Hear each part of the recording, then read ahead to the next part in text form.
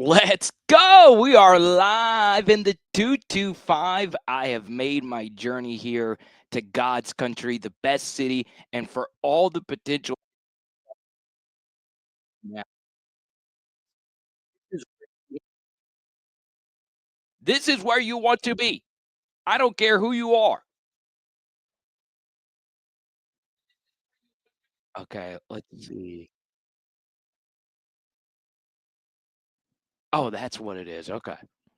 Now, I know there's a lot of distractions in the world of LSU football. And I know a lot of us feel some type of way about what Jeff Landry has said. Ironically, today, I have moved more, I guess you could say, sympathetic to some of the things that Jeff Landry has said, including some things he is absolutely right about. On my car drive down to Baton Rouge, I was basically on the phone for 3 hours, just talking to as many people as I possibly can because I didn't get into covering LSU football because of the politics of it. As you could clearly see, though, I know it might be a little distracting. Uh, our background isn't as clean. We are live from TT's house. Look at this. Huh? Huh? Huh? Oh boy.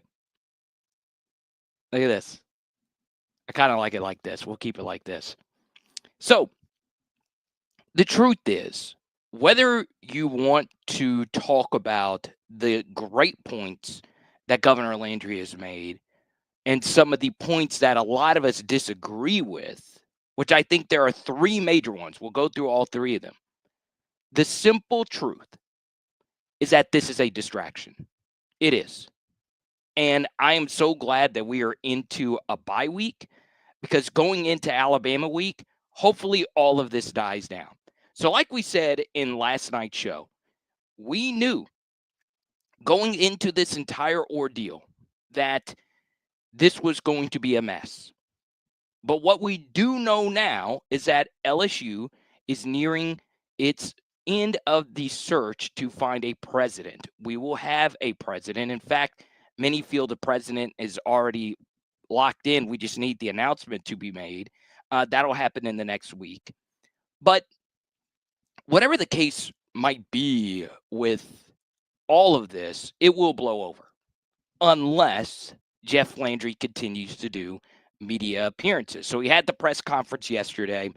And then to me, he did two big interviews. I highly recommend you go listen to both of them. He did one with Pat McAfee. We'll play some of the audio of that. And he did one with Matt Moscona. I wasn't able to listen to the full version. It was nice actually turning on a Baton Rouge station and hearing it via the radio. I'm so glad I'm back home. I smelled the bourbon right when I walked on campus. I went by Lod Cook earlier. How about that? But for me, it is a distraction. And what happens a lot in politics is when you have a chance to be center stage, you'll take advantage of it. And that's what Jeff Landry has done. And the thing is, there have been so many different types of distractions when it comes to Jeff Landry. All right. So we had the Omar the Tiger situation where he brought the Tiger in from Florida. And, well, it went against the well wishes of the LSU veterinary department, and it went against the well wishes of those at LSU. Then, of course, you had the national anthem controversy, where that really was, to me, I think, an even bigger distraction than what we have now because, well, we were at the peak. We were knocking on the door of a potential national championship run, and we had to deal with that. And we don't need to get into your thoughts on the matter, but the truth is the women's basketball team was never disrespecting the flag. It's just like most other teams, they weren't out there standing for the national anthem. And that whole controversy actually was just created by one reporter. And now we have this. All right. We had this. And then there are some other things we won't get into. So it is something. And I think what happens whenever you are looking for a search or you're looking for that next coach is why is this distraction happening? Why is Jeff Landry being so vocal? Well, I think there is something extra to it. And It's simple. I think he is doing this to get as many of his people in the door. All right. So he's going to have the new president at LSU. And obviously, at this point, he said in the interview with Matt Moscona that he doesn't want to be involved with picking the next head coach. He also does not want to be involved with hiring or firing not only the next coach, but firing potentially Scott Woodward. But he is vocal saying, hey, Scott cannot be the guy that wants to be the next head coach. But even if you agree with his incentive laden contracts, and even if you agree with the buyout money things that he said today, you do understand that when you say, hey, we are not and we shouldn't dole out the big contracts for the next head coach, you are cutting your candidate pool in half. So if you were to go get Elijah Drinkowitz, you would need to give him a contract that is like not quite that of Brian Kelly, but it would need to be something along those lines. If you were to get Lane Kiffin, the contract honestly would probably need to be bigger than that of Brian Kelly's. So, once again, none of what I'm saying is political. It's just the story. It's what we are discussing. We all have our own politics, and everybody is welcomed under the PHL umbrella. But the truth is, this situation seems like it'll never end, but I do think it will end. And hopefully, Jeff lives up to his word and lets the board of directors and their search committee hire the next coach. Okay. But it is a distraction, and it does make you wonder if the next coach at LSU is going to be distracted by this very thing. Now, where is Jeff wrong? That's just an overarching thing that we can all agree with, that it is a distraction.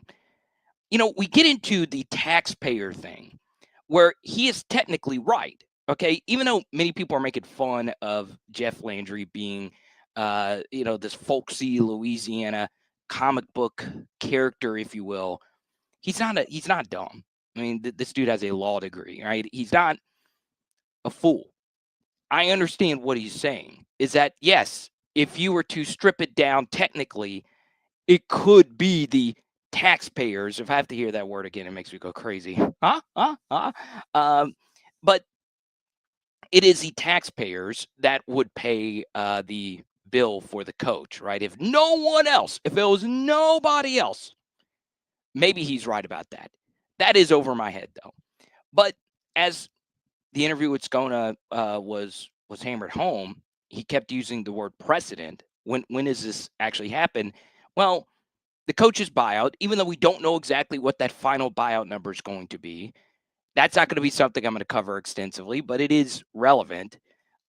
Whoever ends up paying it is probably going to be private. It's probably going to be done by someone at TAF or some big booster out there that you may know or may not know. But you might not ever know. You might know who it is just by that person being a public figure or someone that you know of, but you might not know he was the one who did it. I'll put it that way. But, whether it's somebody private or anyone like that, the truth still remains the same. It's probably not going to be the taxpayers that are paying this buyout. But I understand what Landry was saying. I get where he's going. It would be nice, though, for him to acknowledge that this is starting to get pretty big, like as far as all of this is concerned. And I hope Jeff has the self-awareness of fading back and letting whoever the next athletic director. I'm fine with Scott being involved in the hire. He just can't lead it, right? Or if he does lead it, it needs to be a little bit more collaborative, even though that goes against how I typically feel about coaching hires in general. Now, I could not believe I'm about to say this, but there are two big things that Landry is undoubtedly correct about, and we're going to get to all of your comments here in just a moment. Okay, type Y for yes, type N for no if you can hear me loud and clear, because I want you to be able to hear me loud and clear. Okay, so The first thing that Jeff has gotten absolutely right is the contracts that these coaches are doled out. Now, do I think Lane Kiffin is worthy of the payment? Yes, I do. I do think Lane would do really big things at LSU, and I think he is not only the guy that has the highest ceiling, I think he also has the highest floor of success at LSU. Okay.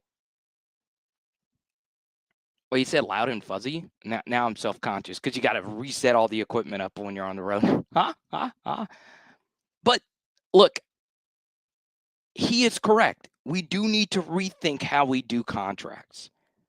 What I would also say, though, is that, yes, we know that. We know that we need to rethink how contracts are done. But this right here, this next thing is truly amazing from Landry. Now, I don't know if he intended for this to happen, but you can hate his guts. And trust me, I had a tweet about something he did earlier this week that went viral that went against what he said. So trust me, I'm not just saying this just to wax poetic about him, but I will tell you that him talking about agents will be something that I think we will mostly remember as a positive, because it hit me like a ton of bricks that it is a massive conflict of interest. Not small, massive, massive conflict of interest that your head coach and your quarterback share the same agent. And the funny thing about that is, yes, if Garrett and Brian Kelly went on to the college football playoff and won the national championship, it wouldn't have been a big deal. We wouldn't be talking about this conflict of interest. But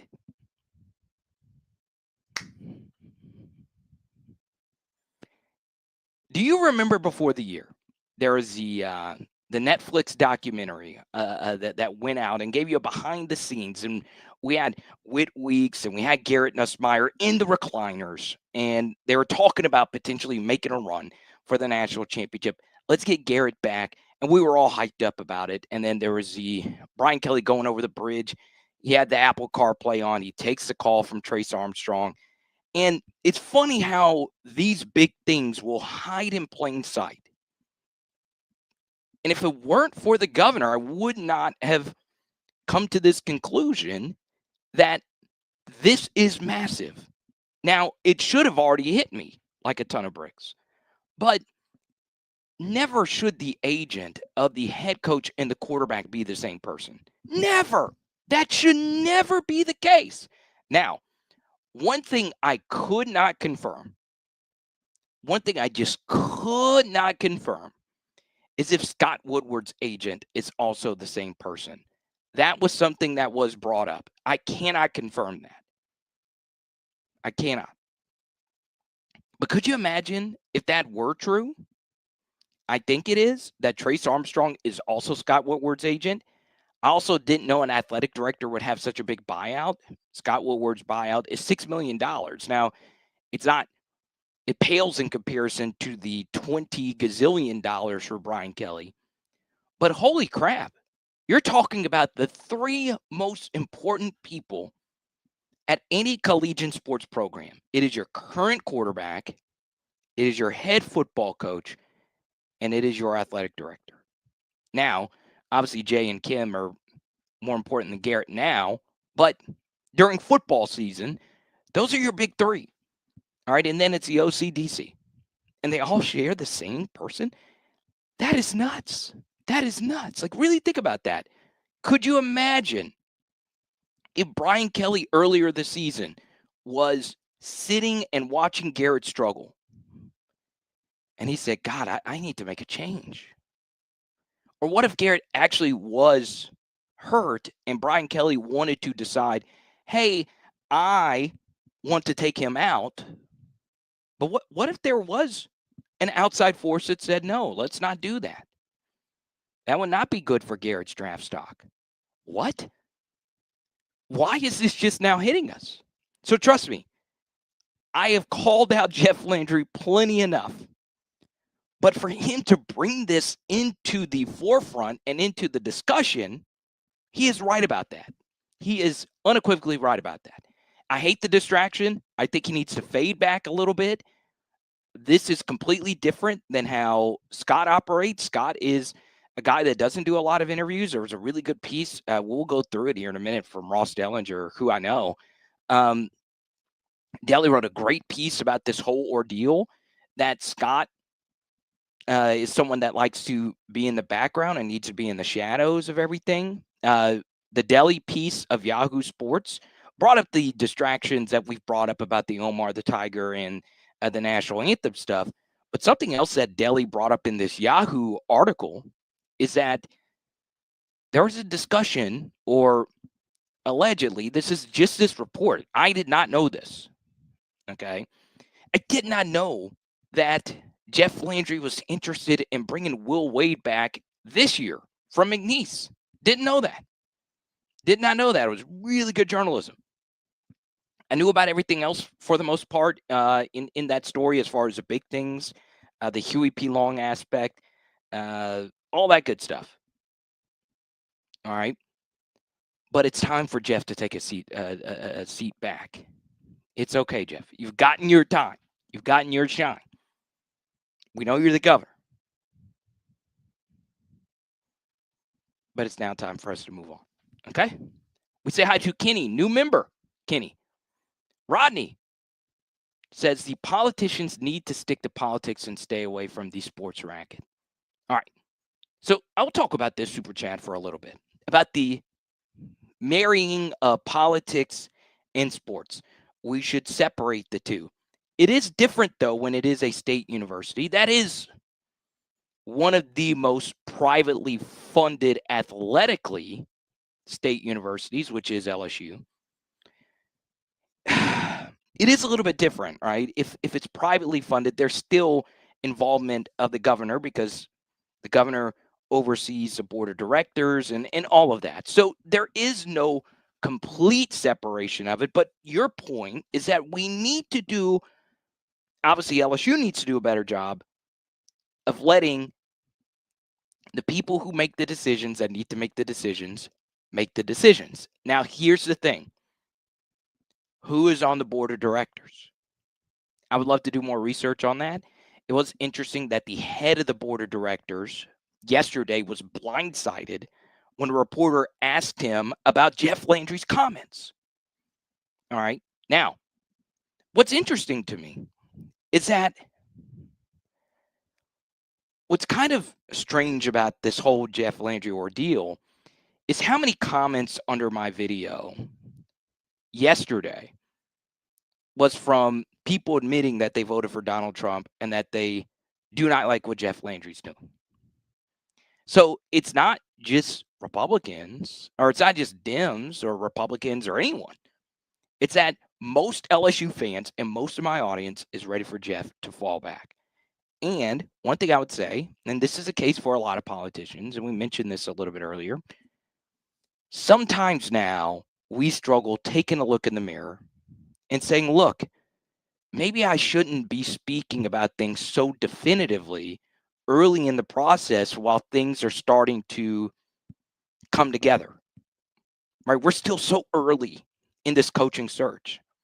I would love for Jeff to get with this PR team and say, hey, let's fall back, not saying anything else. We'll have a slate of college football games that don't involve LSU, and let's just move on. But the truth is, this is generating a lot of clicks.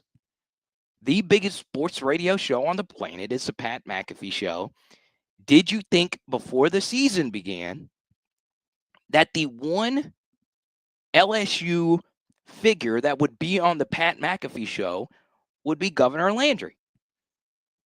We don't want that. We don't want that. I will also tell you this.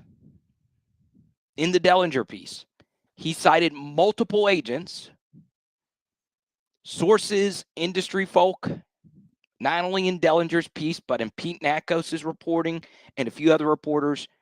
They have said this is a distraction. And then what the heck are you doing? Then someone who most would consider to be on the right, Urban Meyer, had an interesting report as well as far as the governor's involvement in this. So I will tell you this. You need to hope that we can move forward because yeah, it's just one of those things where you don't want that next coach to not want to come here. I would also say though that the LSU job is still the LSU job, and that there's going to be someone out there that says, "Look, I'll deal with it.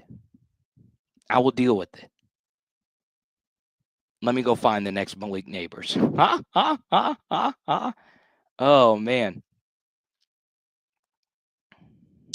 Let's let's not let's not say who we voted for here. I don't think that does anyone any good. Uh, it's funny though, like in the past when I've done shows, just out of nowhere, I've been called a Dem and a Republican, which I don't know if that's a good or a bad thing. I've always tried my hardest to hide my politics. But what I would also say is it would be nice. It would be nice with Louisiana being in the bottom 5, if you will, in a lot of different nationwide categories. It would be nice if we can start moving forward and helping everyday Louisianians have a better life. Now, we go into a different direction here with the current LSU football team. And, there's a few other things that I need to do. And, I'm having dinner with my aunt tonight. I thought about doing a PHL get together, but I'm going to lay low, spend some time with the fam. Going to make a few rounds in BR to get ready. I'm the good fortune of DJing a wedding tomorrow in Denham Springs. I have not been to Denham Springs in 7 years. I have not. I'm excited to be there tomorrow for Dylan and Julie playing that cumbia. Cumbia. Okay? Now, the next thing I thought was so interesting was the T-Bob interview that he had with a few of the other players. And wow, there was something that Brandon Taylor said that was very fascinating. So Brandon Taylor is a former number 18, okay? And he is in a better position to speak about it because Garrett has the number 18 uniform. I will tell you a gazillion times over, you guys are going to hate me for it for the end of time. But who has always told you that jersey number selection and the psychology behind it is actually a real thing? It does affect performance. And what Brandon Taylor said wasn't exactly that, but he said, "Hey, Garrett, you're number 18. Let's not writhe on the ground in pain. Let's not limp around. Just get up and go to the next play. If you're hurt, let someone with a stretcher come take you off the field." Now, Brandon is obviously really well connected. I do appreciate, and Jordan, thank you so much for the super chat. Do you want Kelvin Shepard or Joe Brady? We'll get to that in a second. But I'm glad BT brought that up. So I have had the good fortune of speaking to two sources within LSU football who both relayed to me that the players were tired of seeing Garrett do that. And I'm tired of it as well. Now, here's the funny thing about that is, to me growing up, my favorite image in the history of college football, this made me love college football more than anything. There was a quarterback by the name of Byron Leftwich. He played at Marshall, unbelievable quarterback in college, and had a good NFL career. Not a great NFL career, he had a good NFL career. And Byron Leftwich is forever associated with At Marshall, him making a drive down the field where he would make a throw, he had an ankle sprain on a play, and his offensive lineman on every play would pick him up and carry him to the next play. It's an iconic thing. I don't care if my audience right now leaves this stream right now from Auntie's house and you go watch that. It is that chilling. It is that beautiful. Byron Leftwich to the next play. So quarterbacks writhing in pain and getting up and going to the next play, that is normally an inspiring thing to me. But you do begin to wonder, hey, when you do it all the time, is there something really wrong with you? Or, and I'm not saying Garrett did this, I'm just bringing up the possibility. Are you Hollywooding it? Because what happens when a quarterback gets hit and he's writhing on the ground in pain and you go on to the next play? Everybody begins to feel sorry for you. The announcers say, look at Garrett Nussmeier getting up to the next play. And he has taken some shots. And he has played behind the worst offensive tackle pairing, maybe not just at LSU, maybe ever in the SEC. Probably not ever, but it's up there, especially compared to expectations at LSU. I've never seen an offensive tackle pairing that bad at Alabama, Georgia, or any of the big schools. Tennessee, any of it. So I sympathize with Garrett. I sympathize with the bad scheme and all of it. But the point that Brandon was making is the same point that both of these people have made to me. And once again, this is source stuff. You guys know I will never source you to death. That's not what I do. I'm not an insider. I am an entertainer and a perspective giver. But I have had the good fortune to speak to many people at LSU. Very fortunate. It's getting a little old. Get your butt up and get to the next play. I think Garrett is fearful of getting hit. And the perfect example was a QB draw we called in the red zone.